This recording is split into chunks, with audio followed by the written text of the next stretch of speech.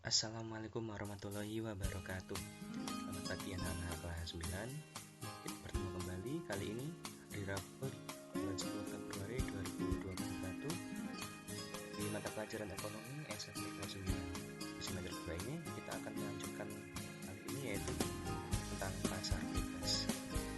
Langsung saja bersama ya Trian, mohon diterima dengan baik. Seperti biasa sebelum belajar, marilah kita berdoa agar mempelajari dapat bermanfaat nantinya dan dapat kita serap ilmu. Mudah-mudahan belajar kali ini bisa berjalan lancar.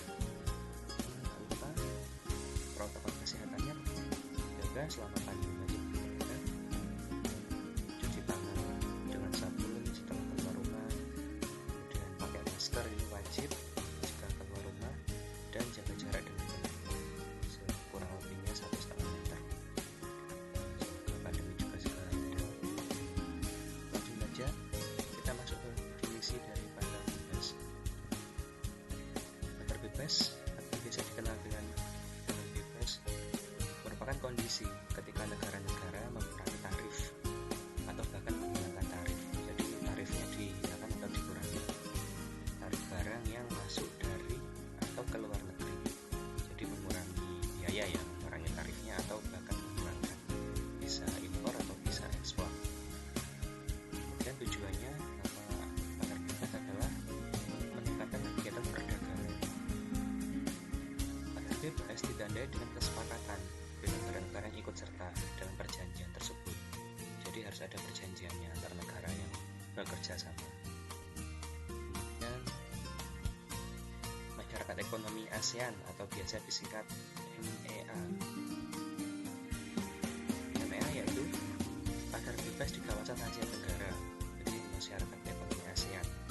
Beda ya Asia sama ASEAN. ASEAN itu Association of Southeast Asian Nations, yaitu ada 10 negara.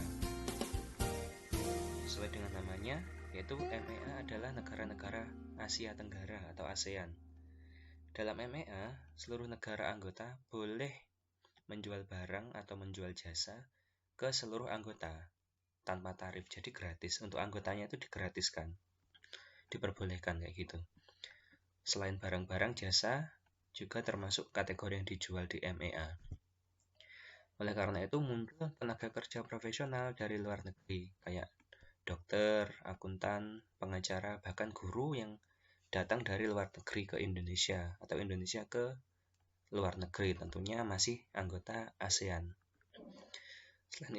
Selain itu, MEA memungkinkan negara-negaranya membentuk pasar tunggal sehingga kompetisi meningkat di antara anggota. Jadi mereka saling berkompetisi selain mereka bekerja sama. Kemudian MEA di Indonesia dibentuk tahun 2015, baru 5 tahunan yang lalu. Untuk Indonesia, MEA adalah peluang dan tantangan, dan dianggap sebagai peluang karena adanya MEA, kesempatan bagi produsen atau penghasil dalam negeri memperluas jangkauan pasarnya, terutama di bidang ekonomi. Di sisi lain, MEA merupakan tantangan, karena barang Indonesia masih banyak yang belum mampu bersaing di luar negeri. Jadi banyak ya barang-barang yang masih dalam persaingan, Indonesia masih sedikit kalah daripada negara-negara maju di Asia Tenggara. MEA akan berhasil jika pemerintah, produsen, dan konsumen bekerja sama membangun produk UMKM atau usaha kecil, mikro, dan menengah. Kemudian ASEAN Free Trade Area atau disingkat AFTA. Lambangnya kayak gini. AFTA adalah kesepakatan dari negara-negara Asia Tenggara atau ASEAN membentuk kawasan perdagangan bebas guna meningkatkan daya saing ekonomi di kawasan regional ASEAN. Jadi kesepakatannya itu namanya AFTA.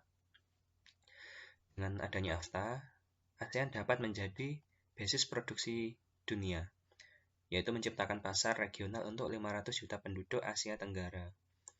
AFTA ini dibentuk tahun 1992 di konferensi tingkat tinggi atau KTT ASEAN ke-6 di Singapura. Jadi kesepakatannya tahun 1992 di Singapura.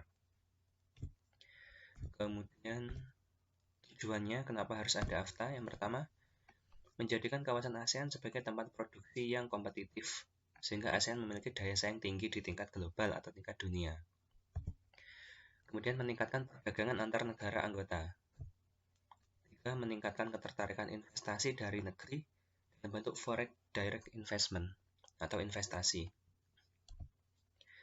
Selanjutnya, Asia Pasifik Ekonomi Korporatif atau disingkat APEC. Kalau tadi ASEAN, sekarang Asia Pasifik Ekonomi. Jadi kerjasama Asia Pasifik ini melibatkan 4 benua. Lambangnya seperti ini, APEC. APEC adalah organisasi internasional yang bertujuan meningkatkan pertumbuhan ekonomi dan kesejahteraan kerjasama antara negara kawasan Asia Pasifik. Jadi antara Asia dan Samudra Pasifik ya, nanti terdapat 4 benua. Saat ini APEC memiliki 21 anggota dari negara yang terletak di Asia dan Pasifik. Nah, kantor pusatnya di Singapura. APEC sendiri memiliki manfaat untuk Indonesia, antara lain meningkatkan hubungan dengan negara-negara APEC dan sarana peningkatan investasi.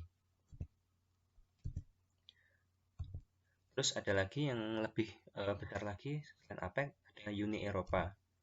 Lambangnya seperti ini, bintang-bintang seperti ini. Uni Eropa adalah organisasi antar pemerintah dengan 28 negara Eropa, jadi antar negara Eropa. Uni Eropa bukan sebuah negara federal atau organisasi internasional, tapi hanya merupakan badan otonom di antara keduanya. Hal ini masing-masing negara tetap berdaulat di negaranya masing-masing, hanya mereka mengadakan kerjasama ya. Tapi mereka menggabungkan kedaulatan untuk mendapatkan kekuatan yang lebih besar. Jadi intinya sama kayak APEC atau negara ASEAN tadi, tapi negaranya masih seperti negaranya masing-masing. Nah, manfaatnya kenapa harus ada Uni Eropa? Manfaat terbesarnya yaitu dengan dibentuknya Uni Eropa akan menghilangkan hambatan keluar masuk barang, terutama barang ekspor dan impornya lebih mudah dari negara-negara anggota, sehingga meningkatkan perekonomian di antara anggotanya. Nah, tujuannya hanya untuk perekonomian atau perdagangan keluar masuknya barang dan jasa. Nah, seperti itu ya. Nah, itu saja yang dapat saya sampaikan. Kurang lebihnya mohon maaf, kita akhiri pertemuan kali ini. Wabillahi taufiq walhidayah. Wassalamualaikum warahmatullahi wabarakatuh.